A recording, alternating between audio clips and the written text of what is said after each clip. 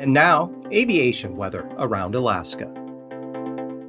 Flying weather for Monday morning showing IFR here, south central Alaska, especially along the Alaska Range. Another zone there along the lower and mid Yukon River Valley areas. But for the deltas, Bristol Bay marginal, band of IFR out here right over the central Bering Sea. Then a big area IFR with that big low out over the western Aleutians. And then some IFR on the south side of the Alaska Peninsula. Pretty good for the Panhandle, mostly VFR until you get up toward Glacier Bay area. And then for Monday afternoon, stays VFR all of the southeast coast. Pick up some marginal VFR around Yakutat, the North Gulf Coast, into the eastern southern Kenai Peninsula. And IFR here over western Cook Inlet up to the eastern slopes of the Alaska Range. IFR over the upper Tanana Valley down into the Copper River Basin. IFR here overspreading the Alaska Peninsula, and then a big zone of IFR there from the western interior areas right on down across St. Matthew Island and extending down to the western Aleutians.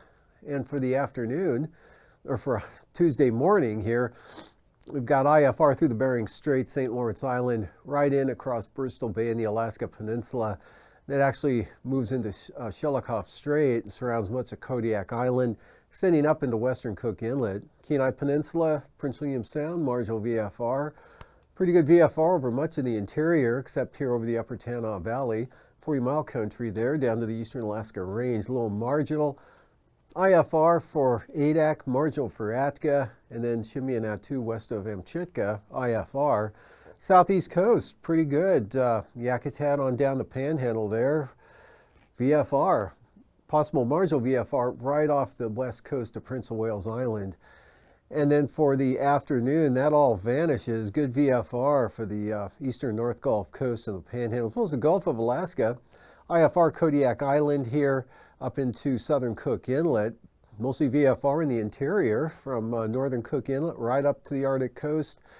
Eastern east side here, some lingering marginal VFR, west coast marginal, and then IFR St. Lawrence Island, the northern Bering Sea, and then another system producing a band of IFR here across the southern Bering Sea over the eastern Aleutians.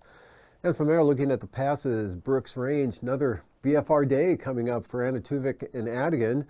And for Lake Clark and Merrill, IFR in the forecast, same forecast for rainy and windy. And Isabel also expecting IFR conditions through the day Monday. For Mintasta, VFR on the other hand. Tanita looking good, optimistically VFR there. Portage though, IFR, and then back to VFR for Chilkoot and White.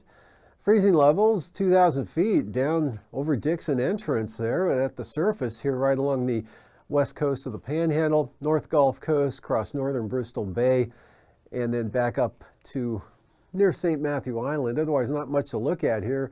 2,000 feet over the Aleutians.